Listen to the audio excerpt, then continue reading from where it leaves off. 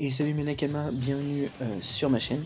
Donc aujourd'hui, on est là pour parler du chapitre 956 de One Piece qui vient tout juste de sortir. Je viens de sortir de cours, là je l'ai lu en rapide. Et donc waouh, il m'a encore impressionné. Et c'est maintenant comme ça avec tous les chapitres de One Piece qui sortent. Si vous avez remarqué, depuis Wano on a que des chapitres incroyables. Donc, alors, ce chapitre, qu'est-ce qu'il nous raconte? Eh bien déjà on arrive directement sur la rêverie, enfin dans le palais Ryugu plutôt, sur le deuxième poisson, puisque oui, on est sorti de Wano. Je savais que ça allait se passer comme ça. Personnellement, je pensais déjà qu'on n'allait pas retourner directement sur Wano. Et donc là, dès qu'on sort, on aperçoit Neptune et sa fille Shiroshi parler avec Garp qui a l'air de les avoir accompagnés. Et donc ils sont tous deux en train de parler.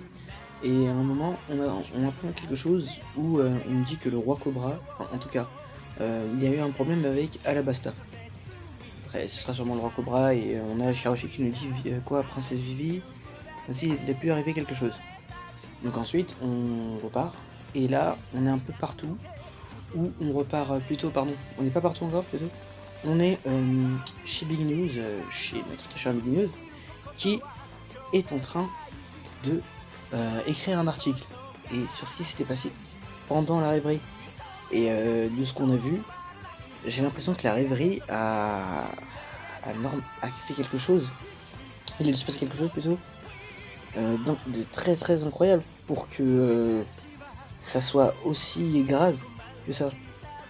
Puisque au moment où je suis en train de vous parler, il s'est passé quelque chose avec Sabo. Enfin, au moins je vous parle, mais bon, c'est pas vraiment ça. Mais il s'est passé quelque chose avec Sabo et on me l'a caché. Et donc j'ai envie de me demander qu'est-ce que c'est, puisque on est là en train de dire, oh non, Sabo. On aperçoit Makino qui est en pleurs. On a Dadan et les brigands des montagnes aussi, qui connaissaient Sabo et le reste. Et qui étaient en mode, on venait tout juste d'apprendre qui était en vie. Et là, en gros, voilà, il s'est passé ça. Mais on n'a aucune précision. Oda nous persiste dans son suspense. Et donc on est là à se dire, mais qu'est-ce qui s'est passé? Il nous fait réfléchir sur ça pendant un long moment. On est à peu près dans le monde entier où on apprend les nouvelles chez Barbe Noire qui est en train de dire carrément, je vais pas laisser la marine comme ça, je vais faire telle chose. Qu'est-ce qu'il va faire? Normalement je crois que vous aurez mis le truc, je me souviens plus vraiment ce qu'il dit. On a aussi une discussion très incroyable où on voit X-Drake parler à Kobe. Enfin plutôt Kobe parler à X-Drake. Puisque à ce moment-là, on savait pas que X-Drake était resté dans la marine. On savait qu'il y avait déjà été, et que son père y était aussi, et qu'il avait été tué par Doflamingo. Et là, on le voit qu'en fait, il est toujours agent secret, ouais, on pourrait quand même dire agent secret, et qu'il est infiltré, j'ai l'impression, à Wano, avec Kaido. Et donc en gros, c'est un pirate très très important, puisque c'est le seul qu'on revoit qui était à Wano, parmi tous. Et on voit qu'il peut discuter avec Kobe et qu'il lui donne des informations, quoi. Que Big Mom était à Onigashima avec Kaido. Et donc voilà, quoi. On est en train de se demander. Enfin, personnellement, je me demande, est-ce que X-Drake serait le seul dans cette situation-là? Même si je pense que oui. Mais voilà, on est en droit de se demander s'il n'y a pas eu autre chose. X-Drake donc est un traître vis-à-vis de Kaido. Mais personnellement, il n'est pas traître vis-à-vis de la marine, alors. Et donc il était resté, on l'avait bien caché. Ensuite, on apprend aussi que voilà, que Dragon est maintenant sur l'île de Codetrave avec Iwan Cove. Et voilà quoi, on nous apprend que c'est un nouveau quartier général, puisqu'on se souvient que il avait été détruit par les hommes de Barbe Noire. Et donc j'ai juste envie de revenir sur X-Drake. Je sais pas si vous vous souvenez, on avait une sorte de cas similaire avec encore un agent secret. J'ai l'impression qu'il y a beaucoup plus d'infiltrés. Je sais pas si vous vous souvenez de l'infiltré à Dress Rosa, qui avait une casquette rouge, des longs cheveux, des lunettes. Il était infiltré pour repérer un peu tous les pirates. Et qu'à la fin du tournoi, ils allaient tous les capturer. En gros, ils avaient prévu une sorte de plan où c'était comme ça. Et donc voilà quoi, on a l'impression de retrouver encore ça. Et Kobe est en train de dire qu'il part sur l'île des femmes pour capturer Boa Hancock. Et à ce moment-là, on dit quoi? Pourquoi il va capturer Boa Hancock? Boa Hancock est une grande cancer. Qu'est-ce qui se passe? Et encore, on nous fait encore attendre. On voit des petits trucs et tout. Et là, grosse révélation. Le système des Shichibukai a été aboli. À l'unanimité, tous les royaumes qui ont été subis, par exemple à Dressrosa, on a vu le roi Riku. On savait que lui allait sûrement voter pour ce système, que ce système soit aboli. Ce système a été aboli, et donc parce qu'il avait subi des trucs par Doflamingo qui était un corsaire, et justement, le gouvernement mondial n'avait rien fait de base suite aux événements qui se sont passés avec Doflamingo. Au début, bien sûr, après, il s'est fait arrêter, il est à Impel Down aujourd'hui. Justement, lui-même avait vu, on a revu Doflamingo justement à Impel Down en train de lire le journal. C'est sympa là-bas, les gardes, ils leur donnent les journaux. Et donc, à ce moment-là, on est en train de se demander, mais qu'est-ce qui va se passer? On voit à peu près tous les Shichibukai. Baggy qui est sur le point de se faire arrêter, et qui pense déjà à fuir. Baggy, lui, est déjà là. On a Mihawk, qui est entouré, encerclé plutôt par la marine. Bien sûr, il est posé, il sait qu'il va... Alors lui, je sais qu'il va s'en sortir. Bon, il est posé en mode... Toujours la même position, vous voyez, son pied comme ça. Bon, bref, normalement j'aurais une photo. Mais il est toujours posé, normal, comme ça. Il en a rien à foutre. Donc, on a aussi le fils de Barbe Blanche, j'oublie toujours son nom à celui-là. Edouard, on va l'appeler. Voilà. J'oublie son nom. Et donc on le voit aussi, qui est avec sa mère, bien sûr. C'est la soi-disant femme de Barbe Blanche. Et on les voit aussi entourés par la marine. On a aussi... comment il s'appelle? Ouais, non, je crois que j'ai fait le tour de ceux qu'on voit. Ouais, normalement c'est eux qu'on voit. Et voilà. Je suis en train de dire que les Shichibukai, voilà, ils sont abolis, quoi. Donc le monde de One Piece a subi encore un énorme retournement. Puisque... voilà, les Shichibukai ont été abolis. Et donc les pirates qui étaient justement ces Shichibukai ne sont plus considérés comme des pirates qui œuvrent pour le gouvernement mondial. Alors on les a même pas prévenus, on leur a dit directement « Ah tiens, on vient vous arrêter ». Et voilà. Ils sont maintenant des pirates normaux, comme tous les autres. Et ça va ajouter du piment, puisque voilà, on est là dans un délire où les Shichibukai ne pourront plus faire ce qu'ils veulent, même si certains sont déjà, comment dire ça, sont des gens qui ne font particulièrement pas de mal, si on peut le dire, à certains villages. Prenons l'exemple de Mihawk, qui lui s'en fout complètement des autres villages, il n'essaye pas d'être le roi comme Doflamingo il l'est, ou il n'est pas comme Baggy, un vulgaire pirate qui aime seulement les trésors. On peut aussi se dire pour Boa Hancock, par exemple, pour Boa Hancock et Mihawk, il y a une facilité à les trouver puisque on sait où ils vivent. Ils ont des îles respectives et elles ont été données par au gouvernement mondial. L'île des femmes qui est très connue et qui va sûrement être prise d'assaut par l'équipage de Kobe, enfin l'équipage avec lequel Kobe est parti, hein, les membres de la marine bien sûr. Et de l'autre côté avec Mihawk, on savait où est-ce qu'il vivait et donc il est toujours sur la même île, donc c'était assez facile de les trouver. Par exemple, pour le fils de Barbe Blanche, l'homme dont on ne connaît pas le nom, non, je ne connais pas le nom. Lui, par contre, on ne savait pas, je ne sais pas si on le savait, mais j'ai l'impression qu'il est toujours au même endroit depuis qu'on l'a vu. Le mec il se balade près de la mer avec sa mère, voilà quoi, ils sont toujours à peu près là. Ensuite on a Baggy qui lui n'est pas encerclé, mais il sait que la marine va arriver. Donc voilà, il est déjà en position de je vais fuir. Qui d'autre était grand corsaire? Bah voilà quoi, enfin déjà ils sont plus 7 j'ai l'impression. Hein, on les a plus tous les mêmes. Mais voilà, en gros ce système qui a été aboli va permettre à beaucoup, mais vraiment à beaucoup de pirates enfin permettre plutôt, justement c'est pas le bon mot, va embêter certains pirates. Vraiment Hancock, c'est une des personnes dont on peut se soucier, puisque c'est une personne que je voyais souvent sur l'île des femmes et je verrais nulle part autre voguer sur les mers, oui, bien sûr, comme Luffy et les autres, mais on avait cette chose où elle était impératrice. Elle dominait, mais elle était plutôt souveraine. Et donc là, ce côté souveraine, on va le perdre avec Hancock, qui est maintenant recherché. Et voilà quoi, ce système a vraiment pas du tout arrangé cela. Et moi, je crois que j'en connais un qui doit être très heureux. Vous connaissez, vous, je pense que non, vous avez tous pensé à lui, comme moi j'ai pensé à lui.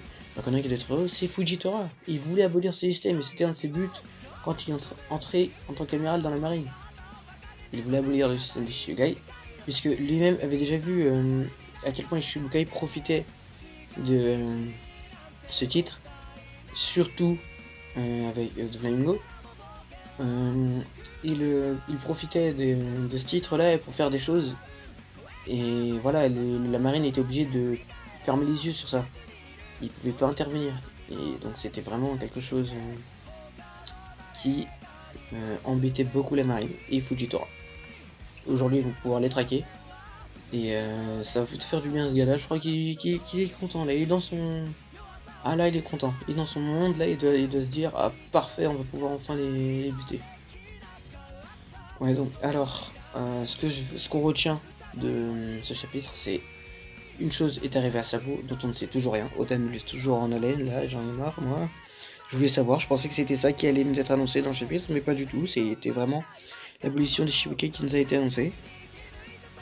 Et je trouve ça dommage de pas encore savoir, mais bon, c'est très bien, enfin, je trouve ça dommage moi parce que je voulais savoir, je suis pressé, je suis en train de me dire qu'est-ce qui va se passer après. Mais pour l'instant, on est là et on attendra de savoir ce qui se passe avec notre très cher Sabo. Puisque là, on a quand même d'énormes choses qui sont arrivées. Et voilà, Oda il nous a laissé sur un truc de fou. Donc là, j'ai vraiment envie de me dire qu'est-ce qui va se passer, comment on va pouvoir aboutir à quelque chose. Et voilà quoi. Donc si maintenant j'analyse un peu, j'ai envie de dire que pour Sabo, je pense qu'il est présumé comme mort. Puisque avec tout ce qu'on a là, je peux penser que ça quoi.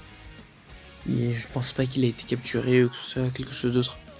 Je pense vraiment qu'il est présumé mort et qu'on pourrait le revoir ou mais vraiment voilà, c'est ça qui a l'air de se passer, puisque quand on revoit Dadan et les autres, on les voit qui sont vraiment en mode on venait juste de le retrouver quoi. Et donc ça annonce quelque chose.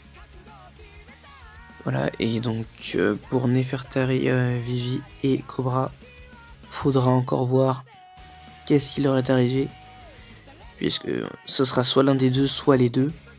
Mais en gros, on nous dit vraiment qu'il y a eu quelque chose.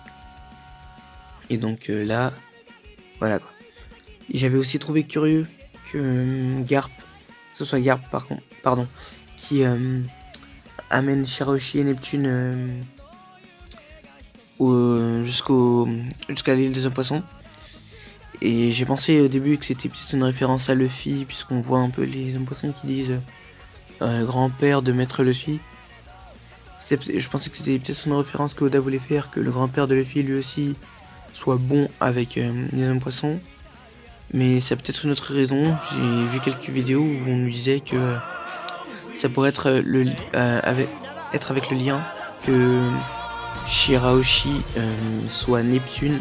Qu'est-ce que j'ai Poséidon, l'arme antique, et peut-être que Garp il veille sur elle. Notamment c'est dans la vidéo de Goji que j'avais vu ça, à YouTuber One Piece. Allez le suivre, super. Et c'est dans cette vidéo où il en parle, et oui, c'est vrai que ça peut être possible que ce soit cette raison-là qui amène Garp, qui est déjà très puissant, à surveiller quand même de près Poséidon. Voilà, après j'ai fait le tour. Barbe Noire qui s'active, on l'a vu aussi. Ça va être chaud. Je sais pas où est-ce qu'il va aller, je sais pas ce qu'il veut faire, mais il veut faire un truc avant la marine. Donc ça va être chaud. Et voilà quoi, on est vraiment dans un moment où il y a un tournant, où One Piece prend beaucoup d'ampleur. J'ai envie de dire aussi qu'au prochain chapitre, je suis sûr que on ne retournera pas directement à Wano. Peut-être que non. On y retournera. Mais je pense que non, il prépare sûrement quelque chose là. Et que normalement j'aimerais aussi qu'on ait soit le prochain chapitre soit encore avec la rêverie et tout le reste. et que après on reprenne directement sur la bataille. Et voilà, on se demande encore qui sera là, puisque il y a beaucoup de gens qui bougent. On demande vraiment ce qui va se passer. On a atteint avec impatience l'année prochaine le chapitre. Quoi d'autre? J'allais vous dire que j'allais faire d'autres vidéos, notamment sur le traître qui a trahi les alliances Minx, pirates et samouraïs. Parce qu'il y en a un. J'essaierai de faire une vidéo, j'ai quelques suspects. Et donc voilà quoi. Justement, ça pourrait être soit un pirate, soit un Minx ou un très cher samouraï. Mais voilà, c'est ce que j'ai envie de faire pour la prochaine fois. Donc ce sera à voir. Et puis je chercherai d'autres sujets de vidéo, puisque je vois qu'il y en a plein qui m'intéressent et voilà. Donc normalement ce dimanche je ferai aussi une vidéo qui sortira soit lundi, soit le dimanche soir, pour la review de l'épisode de One Piece. Donc voilà, vous êtes informés, donc si ça vous plaît, vous me dites, vous likez, vous vous abonnez. J'ai pas beaucoup d'abonnés, j'ai pas beaucoup de likes, donc je vous demande de partager pour ceux qui sont abonnés ou pas. Et voilà, j'espère qu'on créera une communauté, j'espère que ça... Si vous avez des conseils à me donner, donnez-les moi, j'attends. Je suis vraiment encore un débutant dans le format review et tout le reste. Donc j'aimerais vraiment avoir de bons conseils. Voilà quoi, c'est ce que j'ai voulu vous dire, donc n'hésitez pas à vous abonner, liker, partager. Encore une fois, je vous le dis, j'ai vraiment envie de construire quelque chose. Et j'espère qu'on ira loin avec le projet que j'ai envie de faire. Voilà. Je vous remercie d'avoir regardé la vidéo. J'espère qu'elle vous aura plu. Dimanche, comme je vous ai dit, prochaine vidéo. Du dimanche soir au lundi. Elle sera normalement présente sur l'épisode de One Piece. Donc cette chaîne est consacrée totalement à One Piece. Je ne ferai pas d'autre chose sur cette chaîne là.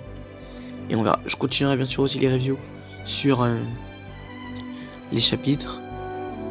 Mais j'aimerais bien savoir si vous préférez que je fasse seulement sur les chapitres ou seulement sur les animés. La manière, enfin, quand je dis que je préférais de savoir lequel, c'est vraiment pour différencier, puisque je sais pas lequel ça vous plaira. Et donc voilà quoi, je suis vraiment dans quelque part où si les reviews ça vous plaît pas, je pourrais faire des live réactions plutôt. Bon, même si ça va être plus difficile avec les termes de droit d'auteur et tout, ce sera forcément plus difficile, mais voilà, c'est ce que j'attends de savoir. Donc, si vous préférez les live réactions ou les reviews, même si moi je préfère faire les reviews. Mais voilà, celle-là elle était faite à chaud comme je vous l'ai dit. J'ai rien écrit, je l'ai fait comme ça en finissant de lire le chapitre, ça se voit, je bégaye souvent pendant la vidéo, donc vous avez déjà remarqué. Mais voilà. Donc je vous remercie, je vous le redis encore une fois, abonnez-vous, likez, partagez. Et la paix sur vous, quoi, comme dirait Riles. Et à bientôt.